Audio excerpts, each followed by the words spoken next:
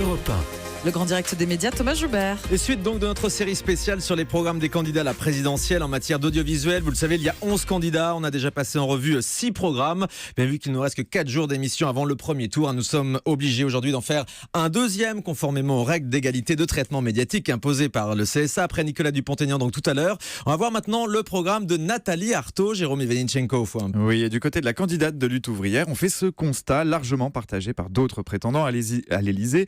Il y a trop peu de différence entre l'audiovisuel public et les chaînes privées. L'objectif de Nathalie Arthaud, c'est donc de rendre aux chaînes publiques le rôle qu'elles auraient toujours dû jouer, celui d'un vecteur capable d'ouvrir l'esprit de tous, ce sont ses termes, le tout en s'affranchissant totalement des contraintes économiques. Ça signifie en clair de supprimer la publicité sur toutes les chaînes de France Télévisions et à toute heure, pas uniquement en soirée comme c'est le cas aujourd'hui.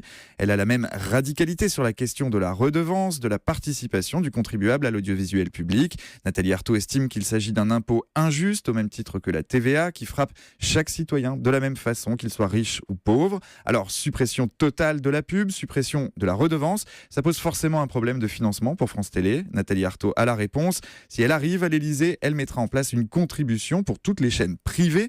TF1, M6 ou encore le groupe Canal se retrouveraient donc dans la situation assez paradoxale de mettre la main au portefeuille pour faire fonctionner les chaînes publiques et donc pour financer leurs concurrentes. Il serait donc aux chaînes privées de financer les chaînes publiques. Alors, au cœur du programme de la candidate de Lutte ouvrière, on trouve aussi les journalistes en tant que professionnels de l'information. Oui, Nathalie Arthaud veut faire entendre la voix du camp des travailleurs. C'est valable dans toutes les strates de la société et donc aussi dans les médias. Selon elle, télé, radios et journaux sont pris en tenaille par les grands intérêts économiques, une situation qu'elle ne tolère pas. Elle veut donc libérer les journalistes des contraintes et des pressions imposées par les patrons et par les annonceurs. Elle partage par exemple le combat pour la protection des sources ou pour la levée du secret des affaires. Ça passe aussi par un contrôle des dirigeants de chaînes publics et privés par les salariés eux-mêmes. Les médias ne sont pas des entreprises comme les autres, ils ont un pouvoir de faiseur d'opinion. Et pour Nathalie Arthaud, c'est une nécessité vitale de combattre la mainmise d'intérêts financiers sur l'information. Au sujet du CSA, la candidate de Lutte ouvrière ne mâche pas ses mots. Pour elle, parler de régulation dans l'audiovisuel, c'est comme parler de morale dans le monde des affaires. Ça reste un vœu pieux. Elle constate que le CSA ne garantit pas le pluralisme de l'information et des programmes. Et elle en veut pour preuve le principe d'équité mis en place dans cette campagne électorale qu'elle qualifie de supercherie, de scandale démocratique.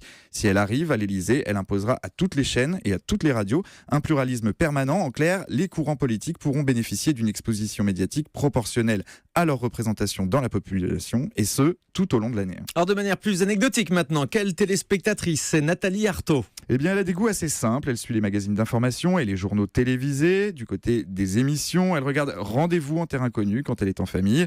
Ce n'est pas une grande fan de séries. Elle admet seulement avoir suivi Un village français qu'elle a jugé intéressante, humainement et politiquement, et qui ne véhiculait pas, selon elle, les clichés habituels sur la Seconde Guerre mondiale. En revanche, il y a des choses qu'elle ne regarde pas et qu'elle supprimera sans doute si elle arrive au pouvoir. Ce sont les émissions religieuses programmées le dimanche matin sur France 2. Elle estime qu'il y a une anomalie à voir diffuser la parole religieuse, quelle que soit la confession, sur des fonds publics. Merci beaucoup Jérôme Ivanichenko. Et voilà donc pour les propositions en matière d'audiovisuel de Nathalie Arthaud, candidate de Lutte ouvrière à la présidentielle. Demain, on s'intéressera au programme de Marine Le Pen. On passe en revue donc le programme de tous les candidats jusqu'au premier tour.